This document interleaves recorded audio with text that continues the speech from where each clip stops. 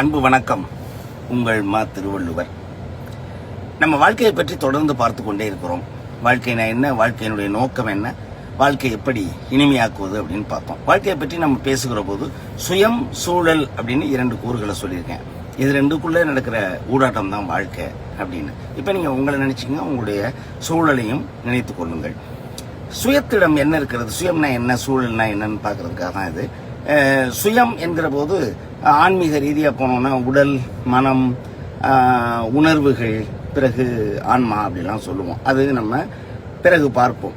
இப்பொழுது நடைமுறை வாழ்க்கையில் நமக்கு பல நேரங்களில் வெற்றி தோல்வி பற்றி பெரிய சர்ச்சைகளும் சிந்தனைகளும் வருகின்றன. ஏன் வெற்றி பெறுகிறோம், ஏன் வெற்றி பெற முடியல, நமக்கு முன்னால் இத்தனை தடைகள் இருக்கு அப்படிங்கிற கவலைகளில் தான் மனிதன் பெரும்பாலான நேரங்களில் தடைப்பட்டு போகிறான்.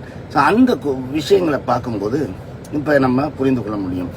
சுயம் என்பது 2 கூறுகளால் ஆனது. ஒன்று பலம், இன்னொன்று பலவீனம்.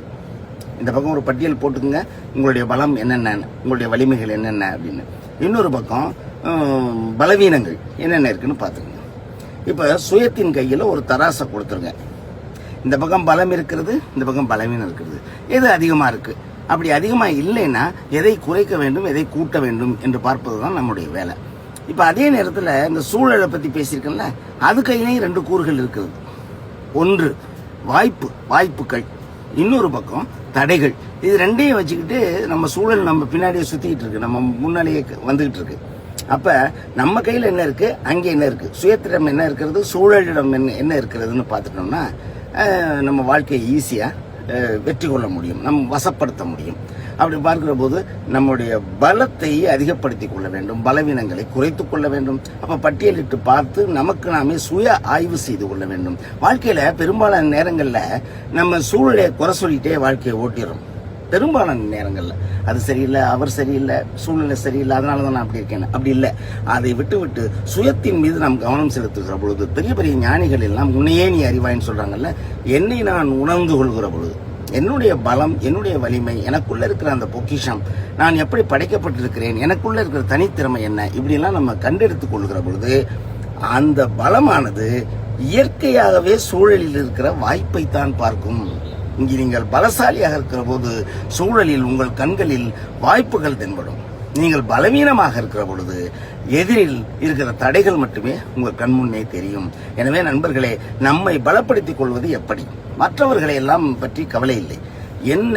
என் சுயத்தை எப்படி பலப்படுத்தி கொண்டால், நான் என் திறனை பயன்படுத்தி, என்னுடைய தகுதியை பயன்படுத்தி, என்னுடைய தன்மைகளை பயன்படுத்தி இந்த சமூகத்திற்கும் குடும்பத்திற்கும் என்ன செய்ய முடியும், அப்படி நான் பயன்பாடு உள்ள மனிதனாக மாறுகிற பொழுது எனக்கென்றான மதிப்பு வந்துவிடும். அப்படி மதிப்புற வாழ்கிற வாழ்க்கையானது மிகவும் இனிமையானதாக இருக்கும். அந்த இனிமையை நோக்கித்தானே நாம் நடந்து கொண்டிருக்கிறோம். எனவே சுயத்தின் பலவீனங்களை குறைத்து பலத்தை அதிகப்படுத்திக் கொள்கிற பொழுது, கூர்மைப்படுத்திக் கொள்கிற பொழுது சூழலில் இருக்க வாய்ப்புகள் மட்டுமே நமக்கு தென்படும். இதன் மூலமாக நமது வாழ்க்கை எளிமையாக மாறும் என்பதை சொல்லி தொடர்ந்து நாம் வேறு சில கருத்துக்களையும் உட்கூறுகளையும் பார்க்கவிருக்கிறோம்.